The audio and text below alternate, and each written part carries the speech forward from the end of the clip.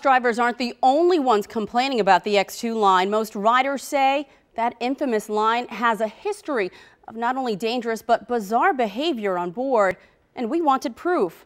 So let's take a look at the numbers. That was nasty. Bus drivers say Saturday's disgusting urine assault highlights a bus line that is out of control and dangerous. Operators are saying we are getting beat up out here. Operators are getting stabbed. They're being spit on. The X2 is one of Metro's busiest lines, with 25 stops stretching from the White House to the H Street corridor, then across the river to Minnesota Avenue.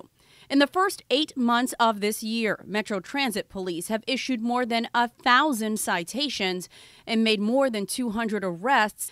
Citations for open containers, disorderly conduct, and most for fare enforcement. Metro says that is the leading cause of bus operator assaults. Metro says riders are getting arrested for outstanding warrants and assaults on police officers. Transit police have those stats because Metro says they are there.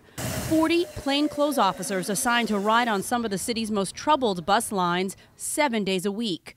Unfortunately, there was no officer on board Saturday's bus. They say safety is number one. If the operator is not safe, then the public is not safe. And we can tell you about 530 buses have those safety shields around the drivers, and all 1,500 buses rather in the fleet, they all have cameras inside and outside. Metro agrees more can be done to improve safety, and they want to work with the union, but Metro says putting more officers on buses simply is not feasible. We posted this story on our Facebook page. A lot of you weighed in. Fabi doesn't think they need police on board because she says their time is better spent elsewhere. Heather is the opposite. She thinks it's fair. She says if planes can have air marshals, buses can have officers. Fred, he puts the blame on the people. He says, quote, if the people riding the buses cannot act like decent humans, then the city does not need to provide bus service.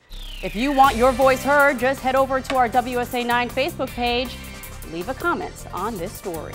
One last note about the woman who started this whole thing by throwing the urine on the driver. Her name is Opal Brown, and she's a free woman after an arraignment yesterday. She's charged with simple assault.